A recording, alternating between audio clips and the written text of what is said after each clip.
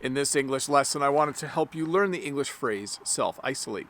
When you self-isolate, it means you stay home, you do not go out, and you do not see other people. You are in self-isolation. When you are told to self-isolate, you go into self-isolation. I'm currently in self-isolation. Before you get too worried, I don't have COVID, I don't feel sick, but I am currently self-isolating. I need to self-isolate because there was a student in one of my classes that has now tested positive for COVID. So I was sent home a couple days ago and told to self-isolate. I'll tell you a little bit more about that in a moment. Because the other phrase I wanted to teach you today is the phrase contact tracing. Contact tracing is what they do, what medical people do, after they identify someone who has COVID. They try to figure out all of the people that have been in contact with that person. They do contact tracing. So when they found out that a student in one of my classes had COVID, they did what's called contact tracing, and a couple of days ago I got a phone call saying, you need to self-isolate because through contact tracing we have identified that you were in the same room as this person for an extended period of time. So to review, I think you get the point. When you self-isolate, it means you stay home and you don't go out because they are worried you might have COVID. I don't have COVID, at least I'm pretty sure I don't.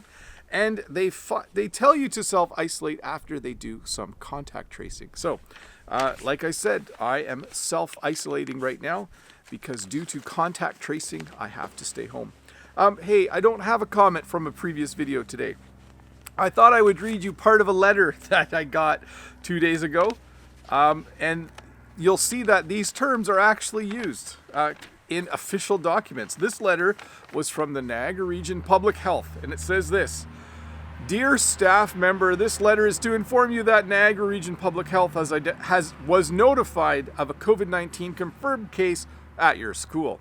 You have been identified as a high-risk contact and will have to self-isolate for 14 days from the exposure date indicated below. Date of exposure, March 26. So it's been a week already, almost. And then it continues. Sorry if this is boring, but it continues. The projected last date for the self-isolation period is April 9th, 2021. Household members are advised to stay home while you are isolating, except for essential reasons, i.e. attend work or school, medical appointments, groceries, etc. You and your household members may return to regular activities on April 10, 2021. So, I'm home for a week. I am self-isolating. I have actually separated myself from the rest of the family. The room where I do my live streams is now the room where I live for a few days. I have been living there for about 3 days now, 2 or 3 days. Yeah, 2.5 days. I have my own bathroom, so I'm not using the same bathroom as Jen and the kids. But I will say this. The last time I was in a room with the person who had COVID was almost a week ago. I feel fine. I have scheduled a COVID test for tomorrow, so I will go tomorrow at 4 o'clock for a test, and hopefully that comes back negative. But overall, I'm not too worried. I'm not too concerned. When I go to work, I wear a mask all the time. I stay actually more than 2 meters away from all students. The student who I know got COVID, I was definitely far away from that student on that day. So I'm not too worried, but we'll see. Who knows? Things could change. I will keep you updated.